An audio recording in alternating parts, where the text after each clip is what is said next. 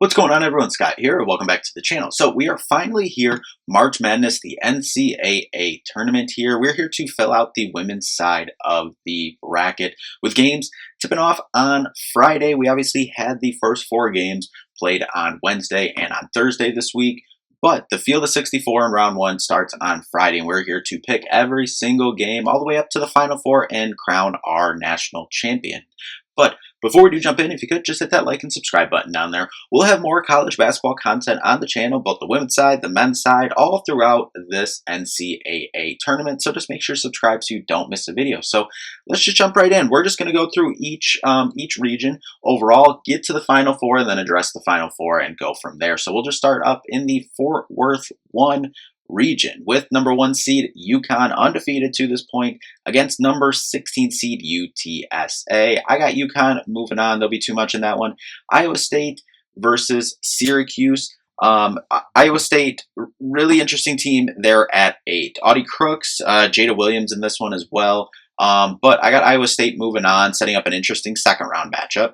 Then the 5th seed Maryland versus 12th seed Murray State. I got Maryland in that one. North Carolina, 4 seed versus Western Illinois. I got North Carolina in that one. And then number 6 seed Notre Dame versus 11 seed Fairfield. Hannah Hidalgo for Notre Dame gets them to the second round. Ohio State, the 3 seed against 14th seed Howard.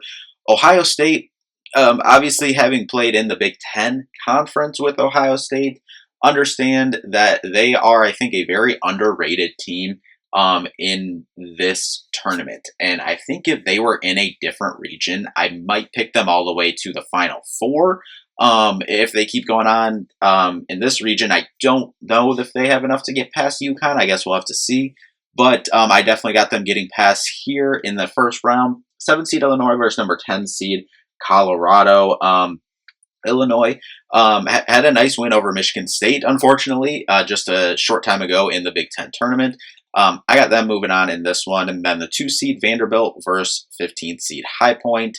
Vanderbilt, an incredible story this year. I got Vanderbilt moving on.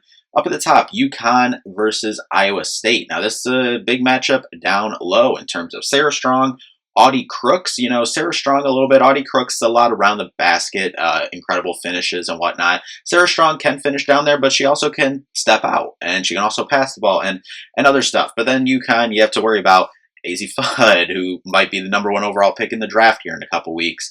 And then you got KK Arnold, and you just go down the list for UConn. They're undefeated for a reason. They're UConn for a reason. I think that'll be an interesting matchup, and I think Audie Crooks and Iowa State will put up a fight, but I got UConn moving on to the Sweet 16. Then 5th seed Maryland versus 4 seed North Carolina.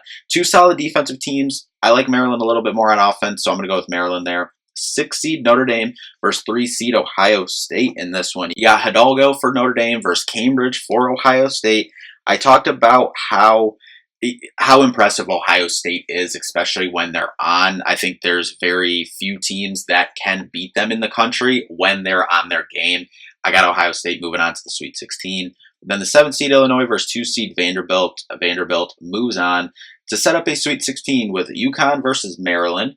I got UConn moving on in this one. I think it'll just be too much. And then Ohio State versus Vanderbilt. This will be a big-time game. Vanderbilt, their coach, used to play at UConn, so the potential of a story there. But I mentioned how impressed I've been with Ohio State this year. I got Ohio State moving on to the Elite 8 to face off against UConn. But at the end of the day, UConn is UConn. They're undefeated for a reason. AZ Fudd closing in on her last couple of college basketball games. Sarah Strong, best player in the country, probably going to win the player of the year. She's only a sophomore too. I got UConn moving on to the Final Four. Then we head over to Sacramento 2. UCLA versus Cal Baptist. UCLA, incredible year, and they moved to the second round there. Oklahoma State versus Princeton. I got Oklahoma State moving on in this one. Ole Miss versus Gonzaga. I think this is an interesting game here, but I got Ole Miss moving on. Minnesota versus Green Bay. Minnesota has had an incredible close to the season. Really like their team, especially how, as I mentioned, they closed the year. I got Minnesota moving on, setting up an interesting second round matchup. Baylor versus Nebraska. I'm actually going to go with Nebraska over Baylor in this one. 11 seed moving on to this second round. And then Duke versus Charleston. I think Duke moves on in this one. Texas Tech versus Villanova. On the year, 3-0 versus top 25 teams. I got Texas Tech moving on.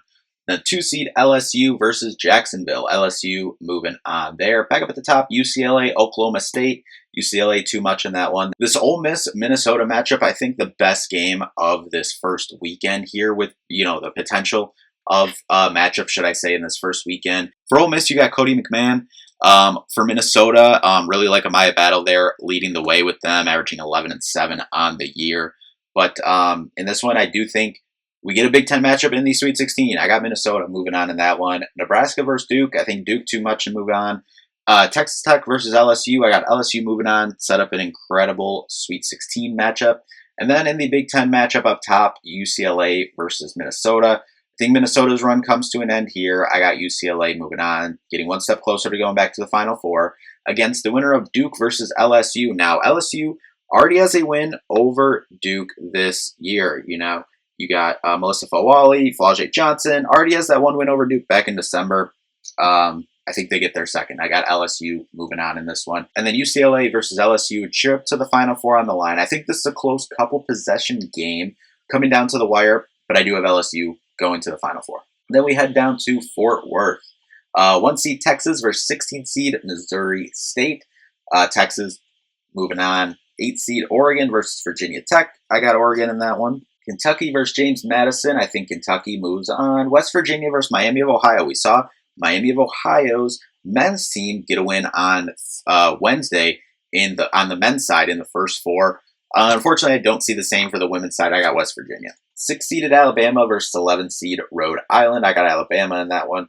Louisville versus Vermont. I got Louisville. And then we get to, I think, the most interesting game of this first round. NC State, the 7-seed versus Tennessee. NC State, usually through the years, we're used to them being a top 3 or so seed in March Madness. Not this year. They're a 7. Tennessee, I really like Coach Kim Caldwell there and what she's done in her time in Tennessee. Had an interesting year, interesting end to the year, Tennessee did. But I think Tennessee gets the upset in this one. I got Tennessee moving on to face the winner of that school down the road as the 2-seed and Holy Cross. I got that school down the road, unfortunately, moving on. But back up at the top, we have Texas versus Oregon. I got Texas moving on to the second weekend. Kentucky versus West Virginia. Kentucky, that one. Alabama, Louisville. I got Louisville. And then Tennessee versus that school down the road. I think this is the first major upset. I got Tennessee moving on to the second weekend in this one.